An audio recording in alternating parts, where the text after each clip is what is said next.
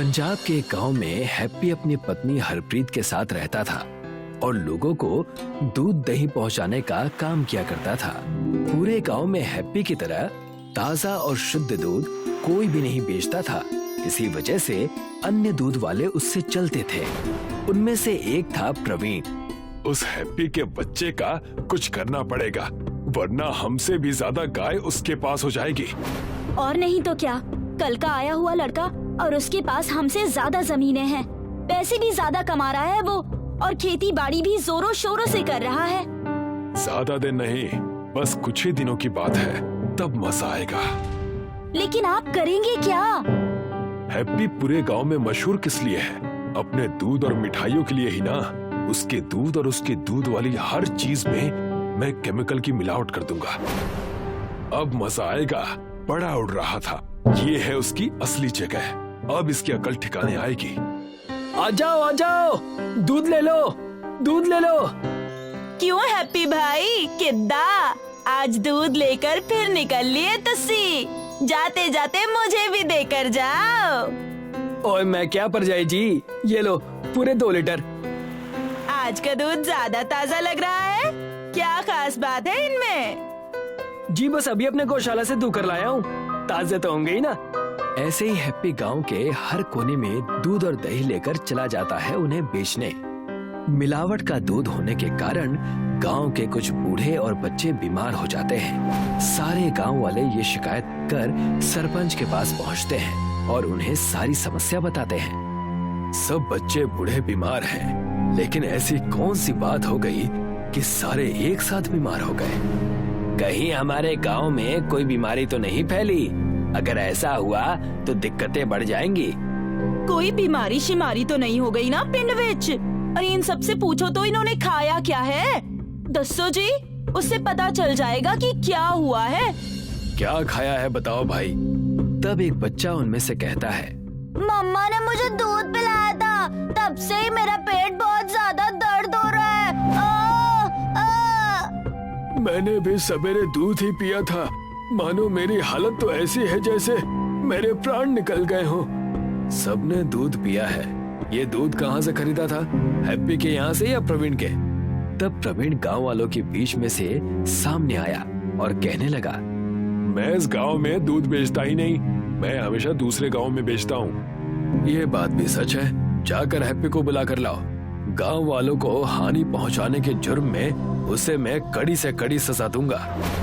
सरपंच के आदेश अनुसार वहाँ पर हैप्पी आ जाता है और कहता है, कहिए जी क्या बात है? आज पंचायती में मुझे बुलाया गया है, जरूर कोई खास बात होगी। सीधे तो ऐसे बन रहे हो जैसे तुम्हें कुछ पता ही नहीं। तुम्हारे काले कारनामों की वजह से हम जैसे सीधे साधे दूध वाले परेशान हैं। मैं कुछ समझा नहीं जी, आखिर बात क्या है? तुम्हारे दूध मिलावट के थे, उसमें हानिकारक केमिकल्स थे, जिस वजह से गांव के आधे से ज्यादा लोग बीमार पड़ गए हैं। सुबह सुबह इंसान दूध पीता है ताकि उसकी सेहत बनी रहे, इसलिए नहीं कि वो परेशान रहे। मैंने तो कोई गलती नहीं की, मैं मिलावट भला क्यों करूंगा? मैंने ऐसा बिल्कुल भी नहीं किया। हर चोर चोरी करने के बाद यही बोलता है, इसे सजा जरूर मिलनी चाहिए। हाँ, मिलनी चाहिए। तब सरपंच ने भरी सभा में सबके सामने उसे सजा सुनाई और कहा, तुम्हारी सजा ये है कि अब से और इसी समय से तुम्हें गांव से बाहर निकाला जाता है, गांव वालों को हानि और चोट पहुंचाने के जुर्म में। तुम अगर गांव में दोबारा नजर आए तो तुम्हें पुलिस के हवाले कर दिया जाएगा। हैप्पी समझ चुका था कि इसके पीछे किसी की साजिश है। वो उस वक्त वहाँ कुछ भी नहीं कहता और वहाँ से चला जाता है। गांव छोड़कर दर दर भटकने के बाद मेरा गौशाला, मेरी गाय, सब कुछ वहीं रह गए। बड़ी मुश्किल से मैंने इतना सब कुछ बनाया था। मैंने क्या बिगाड़ा था तेरा भगवान, जो मेरी इतनी कड़ी परीक्षा ले रहे हो? एक तरफ हैप्पी खाने और रहने के लिए तरस रहा था, दूसरी तरफ प्रवीण ने हैप्पी के गौशाला को कब्जे में ले लिया था और वहाँ से जो भी दूध की आमदनी होती वो पूरे गांव में बेचा करता था। लेकिन प्रवीण इन हरकतों से भी बाज नहीं आया। वो गायों को केमिकल वाली इंजेक्शन लगाया करता था ताकि वो सब ज्यादा दूध दें। इन गायों को ज्यादा दूध देना ही होगा, वरना मैं गाड़ी और जमीन कैसे ले पाऊंगा? अजी आप थोड़ा ज्यादा नहीं कर रहे हैं? सब कुछ ठीक तो चल रहा है। पूरे गांव में सिर्फ आप ही का व्यापार है, फिर भी ये कदम क्यों उठा रहे हैं? चुप करो और जाकर खाना बनाओ। प्रवीण उन गौशाला की गायों को हमेशा इंजेक्शन दिया करता, जिस वजह से सारी गायें ज्यादा दूध देती। लेकिन एक दिन ऐसा आया कि सारी गायें बीमार हो गई और उन्होंने दूध देना बंद कर दिया। अब इन गायों का क्या फायदा? इन्हें छोड़ दो जंगल की तरफ, हमारा इनसे कोई लेना देना नहीं है। अब दूसरी गायें लाकर उन्हें हम फिर से इंजेक्शन देंगे। मुझे ये चीज ठीक नहीं लग रही है। इतनी लालच भी नहीं करनी चाहिए। मैंने जैसा कह दिया तुम वैसा ही करो, ज्यादा बहस ना करो। प्रवीण के कहने पर उसकी पत्नी ने सारे गायों को रास्ते पर खुला छोड़ दिया। सारी गायें भटकते हुए हैप्पी से जा मिलती हैं। हैप्पी उन्हें देखकर चौंक जाता है। अरे ये तो मेरी गायें हैं, लेकिन ये यहाँ जंगल में क्या कर रही हैं? और इनकी हालत तो बहुत खराब है। आखिर ये सब हुआ कैसे? वहाँ जाकर देखता हूँ, इन्हें पानी पिलाता हूँ। हैप्पी जाकर अपने गायों को पानी पिलाता है। उन गायों में से एक गाय का बछड़ा अचानक से ही गौमाता का रूप धारण कर लेती है। वत्स, तुम बिना लाभ के भी हमारी मदद कर रहे हो। मैं तुमसे बहुत प्रसन्न हुई। मांगो जो वरदान मांगना चाहते हो। गौ माता को बोलता देख हैप्पी दंग रह गया और उनसे कहने लगा, मैंने अपना सारा जीवन बस गायों की सेवा और मेहनत करने में लगा दिया है। मुझे बस मेरा जीवन ऐसा ही बिताना है। मैं चाहता हूँ कि आप मुझे मेरे पहले वाली जिंदगी दे दें। तुम उसकी चिंता मत करो, मैं तुम्हें आशीर्वाद देती हूँ। इन पशुओं की तुम बहुत अच्छी देखभाल करना। उनसे जो तुम्हें गोबर मिलेगा उससे तुम एक घर बनाना, और वो गोबर का घर हीरे के घर में बदल जाएगा और गोबर के उपले हीरे के उपले बन जाएंगे। क्या सच? मैं ऐसा ही करूँगा। भगवान के घर देर है अंधेर नहीं। आपका लाख लाख शुक्रिया माता, आपका लाख लाख शुक्रिया। अरे भाग्यवान, तुमने सुना कि नहीं? उस हैप्पी के बच्चे ने गोबर का घर बनाया है। जंगल के पास से भी गुजरो तो वहाँ उसकी दुर्गंध आती है। हमें उससे क्या करना है जी? हमें अपना देखना चाहिए, कहीं कुछ गलत ना हो जाए। और वैसे भी भगवान ने हमें सब कुछ तो दिया ही है। जब तक होगा तब तक हम ऐसे ही मिलावट का दूध बेचा करेंगे, और क्या। हैप्पी अपने गोबर के घर में रहकर पशुओं की सेवा कर रहा था कि तभी एक दिन उससे मिलने प्रवीण आया। कैसे हो भाई, कहाँ हो? अरे प्रवीण, आओ आओ, तुम्हारा व्यापार कैसा चल रहा है? मुझे पता है, तुमने ही मेरे दूध में मिलावट करके गांव से मुझे बाहर निकलवाया था। छोड़ो, वो सब बेकार की बातें हैं। हैप्पी और प्रवीण बात कर ही रहे थे कि गोबर का घर हीरे के गोबर के घर में तब्दील हो गया। उस घर में गौ माता के आशीर्वाद से हीरे लग गए, जिसे देख दोनों दंग रह गए। लगता है ये गौ माता का आशीर्वाद है। भगवान तेरा लाख लाख शुक्रिया। ये सब क्या हो रहा है? हीरे का घर गोबर से हीरो का घर कैसे हो गया? मुझे तो मेरी आंखों पर भरोसा ही नहीं हो रहा। देखा, ये है प्रकृति का नियम। जब भी समय बदलता है सब बदल जाता है। हैप्पी का हीरे के गोबर का घर देखकर प्रवीण दंग था और वो अपने गांव दोबारा लौट गया और वहां जाकर देखा कि सरपंच और गांव के कई लोग उसका इंतजार कर रहे हैं। तुम्हारी वजह से हमने उस निर्दोष हैप्पी को गांव से बाहर निकाल दिया। तुम तो इंसान कहने के लायक भी नहीं हो। अच्छा, ये बात तुम्हें पता चल गई। आखिर किसने बताई? तब प्रवीण की पत्नी ने आगे आकर कहा, ये सारी बातें मैंने बताई। मैंने आपके काले कारनामे इतने बढ़ रहे थे कि मुझे ये सारी बातें गांव वालों को बतानी ही पड़ी। प्रवीण अपनी पत्नी की बातों पर भरोसा कर ही नहीं पाया और सदमे में आ गया। कुछ ही देर में वहाँ पुलिस आई और मिलावट का दूध बेचने के जुर्म में प्रवीण को गिरफ्तार करके ले गई। हमें हमारे गांव का साथी हैप्पी को दोबारा यहाँ बुलाना होगा। हैप्पी को दोबारा गांव बुलाया गया। गांव में आकर हैप्पी ने और कई सारे गाय खरीदी और उनकी सेवा में अपना जीवन लगा दिया। भूषण का परिवार एक बहुत ही गरीब परिवार था। वो लोग गांव भर का गोबर जमा करके गोबर के उपले बनाया करते थे। ये लो भाग्यवान, आज का गोबर। वहीं रख दीजिए, मैं आती हूँ। और संजय अब तक लौटा नहीं। कहाँ गया है? वो लाला जी के तबेले में गया है गोबर लेने। आ जाएगा, आ जाएगा। हाँ, पर काफी समय हो गया। टेबल में टीवी देखते बैठा होगा कमबख्त। पता नहीं ये टीवी की क्या बुरी लत लग गई है उसे। हाँ, उस दिन भी वो बहुत लेट आया था और जब मैंने उससे पूछा, बोल रहा था टीवी पर खबरें देख रहा है। हाँ, पता नहीं इन खबरों से इसे क्या मिलने वाला है। तभी संजय घर लौट आया। ये लो अम्मा, तुम्हारा गोबर। आज कहाँ रह गया था? और कहा, वही टेबल में टीवी पर खबरें सुन रहा था। उससे तेरा कौन सा भला होने वाला है? माँ, खबरें सुनने से ये पता चलता है कि दुनिया में क्या हो रहा है। तो क्या, जानकारी रखना हमेशा अच्छी बात होती है। यही सोचकर तेरे पिताजी ने तुझे 7वीं कक्षा तक पढ़ाया था, पर क्या फायदा हुआ तेरी पढ़ाई का? काम तो तू वही करेगा जो हम करते थे।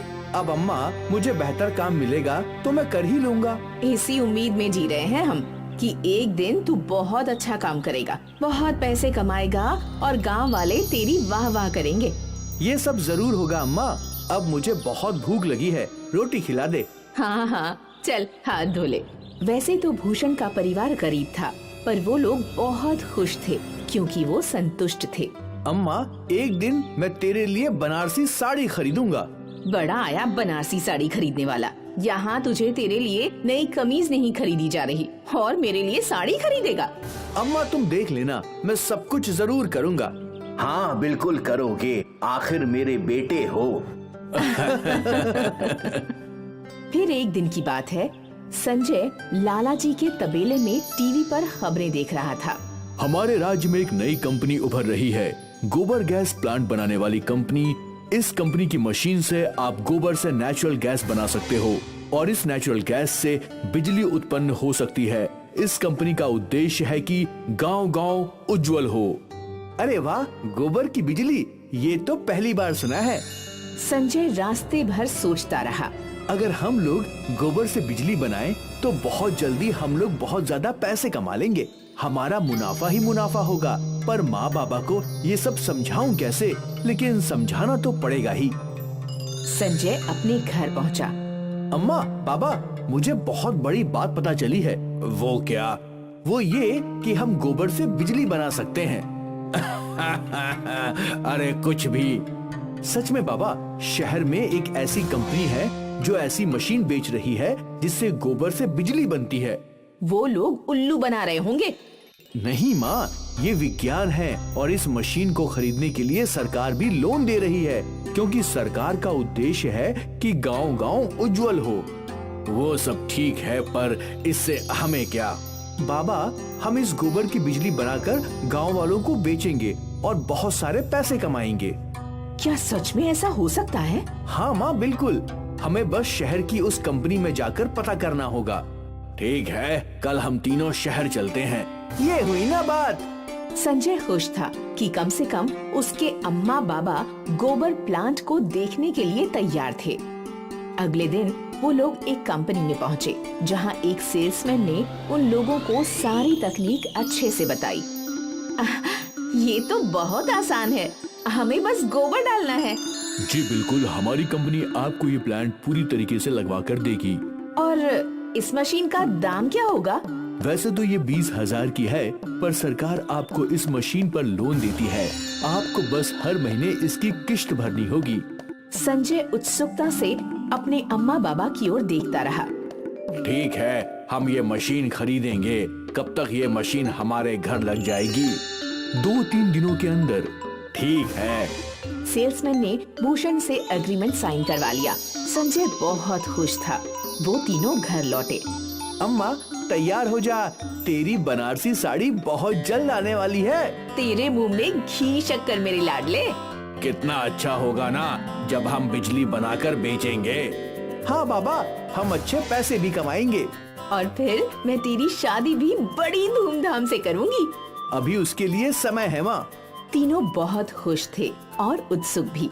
अगले दिन कंपनी वाले उनके घर आए और उन लोगों ने वहाँ गोबर गैस प्लांट लगा दिया। सर, आपका गोबर गैस प्लांट रेडी है। आपको इस प्लांट में गोबर भरते रहना है और 15 दिन बाद ये बटन दबाना है और आपकी बिजली बनना शुरू हो जाएगी। ठीक है, और हम ये बिजली कैसे बेच सकते हैं? वो भी बहुत आसान है। आपको इस बोर्ड से वायर के कनेक्शन लोगों के घरों तक ले जाना है और उनके घर बिजली चालू हो जाएगी। अरे वाह, उस दिन से भूषण और उसका परिवार रोज गोबर गैस प्लांट में गोबर डालने लगा। कुछ दिनों बाद वो प्लांट की टैंक भर गई। अब उन्हें 15 दिन इंतजार करना था। 15 दिन बाद संजय ने अपने घर में गोबर गैस की बिजली का कनेक्शन जोड़ा। बाबा, आप वो बटन दबाइए। ठीक है। जैसे ही भूषण ने बटन दबाया, उनके घर का मेन बल्ब जल गया। बिजली आ गई, बिजली आ गई। ये तो चमत्कार है। चमत्कार नहीं, विज्ञान है। अब गांव वालों को बिजली बेचनी है। बाप बेटे गांव में घोषणा करने लगे। सुनो सुनो सुनो, हमने अपने घर में गोबर गैस प्लांट लगाया है। इस प्लांट से सस्ते दामों में बिजली उत्पन्न होती है। जिस किसी को भी सस्ती बिजली चाहिए वो हमारे घर आकर कनेक्शन लगवा ले। सुनो सुनो सुनो। गोबर की बिजली की बात गांव में आग की तरह फैल गई। भाई, मुझे तो सस्ती बिजली चाहिए। हाँ, मुझे भी। ना लोड शेडिंग की झंझट, ना महंगे बिल देने की जिम्मेदारी। बिल्कुल सही। और भूषण के घर के बाहर गांव वालों की भीड़ लग गई। सच में गोबर से बिजली बनती है क्या भूषण भाई? हाँ हाँ बिल्कुल। यकीन नहीं होता तो मेरे घर के अंदर चलकर देख लो। घर के अंदर जलती हुई लाइट और पंखा देखकर गांव वालों को विश्वास हो ही गया। भाई, मेरे घर भी एक कनेक्शन लगवा दो। मेरे भी। जी बिल्कुल, सबके घर लगेंगे। संजय ने गांव वालों से पैसे लिए और उन्हें रसीद भी दी और एक एक करके सभी के घरों में गोबर गैस की बिजली का कनेक्शन लगवा दिया। सस्ते दामों पर बिजली पाकर गांव वाले खुश थे और पैसे कमाकर भूषण का परिवार भी खुश था। मैंने इतने पैसे जिंदगी में नहीं देखे। हाँ, मैंने भी। और ये सब संजय तेरी वजह से हुआ है। हम हमेशा तुझे खबर देखने के लिए डांटते थे, पर आज उसी खबर की वजह से हमारी जिंदगी संवर गई। मुझे तो लगा था कि मैं जिंदगी भर गोबर के उपले ही बेचती रहूंगी, पर मेरे लाडले ने मेरी जिंदगी बदल दी। संजय के अम्मा बाबा को संजय पर गर्व था। धीरे धीरे संजय ने अपने घर की परिस्थिति ही बदल डाली। उनका घर बड़ा हो गया। घर के अंदर सारी सुख सुविधाएं आ गई। फ्रिज, टीवी, सोफा, सब कुछ। ये लो माँ, तुम्हारी बनारसी साड़ी। अरे वाह, ये तो बहुत सुंदर है। मुझे लगा ही नहीं था कि मैं जिंदगी में कभी ऐसी साड़ी पहन पाऊंगी। और ये सब हमारे गोबर की बिजली की वजह से हुआ है। बिल्कुल। और संजय, तूने सिद्ध कर दिया कि कोई भी काम छोटा नहीं होता। पहले लोग हम गोबर जमाने वालों को छोटा समझते थे, पर अब वही लोग हमें इज्जत देते हैं, क्योंकि उस गोबर से हम बिजली बनाकर उन्हें ही बेचते हैं। मुझे तुझ पर गर्व है बेटा। संजय के बाबा ने उसे गले लगा लिया। अब वो गर्व से गांव में घूमते थे। एक दिन किशन अपने घर स्मार्ट टीवी खरीद कर लाता है। गांव में किसी के घर भी स्मार्ट टीवी नहीं था। किशन मिठाई लेकर अपने पड़ोसी भानु के घर पहुंचता है। लीजिए भानु भैया, मिठाई खाइए। किस बात की मिठाई है? आज मैं स्मार्ट टीवी खरीद कर लाया हूँ। Smart TV? ये कैसी टीवी होती है? ये स्मार्टफोन की तरह काम करती है। भानु किशन से बहुत जलता था। किशन जब चला जाता है तो भानु अपनी पत्नी से कहता है, इनकी काली तो कामधेनु बन गई है। उसके दूध और गोबर से ये अमीर हुआ जा रहा है। एक ससुरी हमारी भैंस है, पूरे दिन में मात्र 2 लीटर दूध देती है और कतई पतला गोबर करती है। और जब भी इन दोनों के घर कोई भी नई चीज आती है तो हमें मिठाई खिलाने जरूर आते हैं जलाने के लिए। कैसा रहेगा अगर हम इनकी भैंस चुराकर अपने घर ले आएं? क्या पागलों वाली बातें कर रही हो? अरे तुम बुद्धू हो। भैंस को यहाँ ले आना, उस पर कत्थई रंग का पेंट कर देना और गांव वालों से कह देना कि बाजार से नई भैंस खरीद कर लाए हैं। बात तो तुमने ठीक कही। रात में जब किशन और शारदा सो जाते हैं तो भानु चुपके से उनके घर में घुस जाता है। वो काली के मुंह पर रस्सी बांध देता है और काली को खोलकर अपने घर में ले आता है।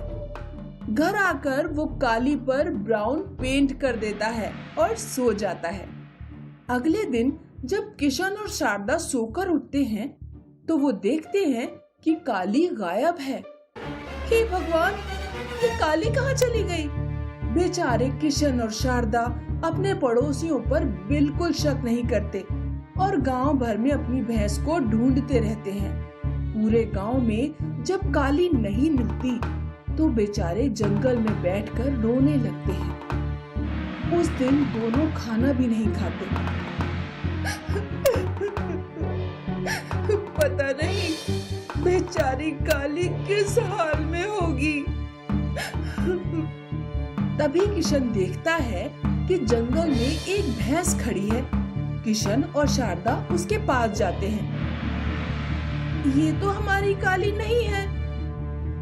ये हमारी काली तो नहीं है, लेकिन लगता है भगवान ने इसे हमारे लिए ही भेजा है, वरना जंगल में ऐसे किसी को भैंस कैसे मिल जाएगी।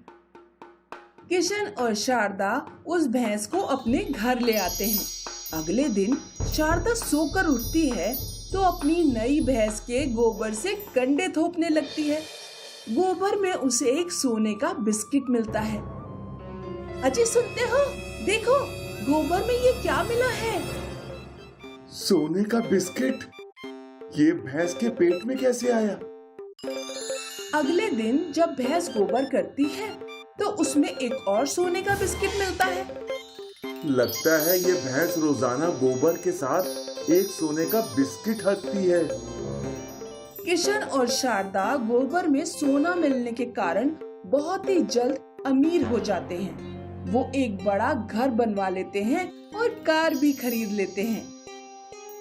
उधर भानु जब भी काली को धोने बैठता तो काली उसे लात मारती। भानु और उसकी पत्नी डंडे से काली की खूब पिटाई करते और जबरदस्ती दूध दूते। इसने तो नाक में दम कर दिया है।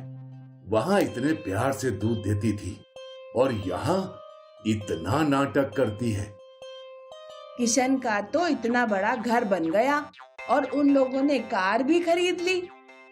समझ ही नहीं आ रहा कि उनके पास इतने पैसे कहाँ से आ रहे हैं।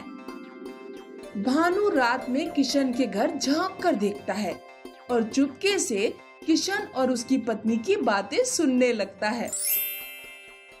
आज हम जो भी हैं अपनी इस भैंस की वजह से।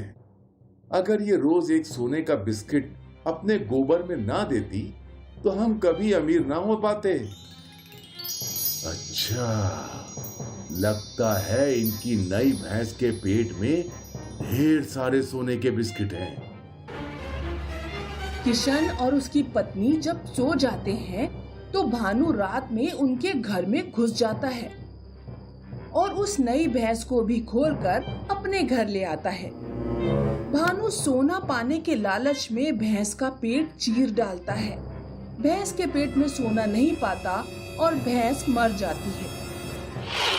जल्दी से इसे फेंक कर आइए वरना हम पकड़े जाएंगे। लेकिन गांव का चौकीदार उसे रोक लेता है। अरे ये तो किशन भैया की नई वाली भैंस है, तुमने उसको मार डाला। चौकीदार भानु को पकड़कर किशन के पास ले जाता है। भानु, तुमसे तो ये उम्मीद नहीं थी। हम तुम्हें कितना अच्छा समझते थे। कहीं हमारी काली को भी तुम्ही ने तो नहीं चुराया? मुझे माफ कर दो, आपकी काली को भी मैंने ही चुराया था। गांव में पंचायत बुलाई जाती है। पंचायत भानु और उसकी पत्नी को गांव से बाहर निकालने का फैसला सुनाती है।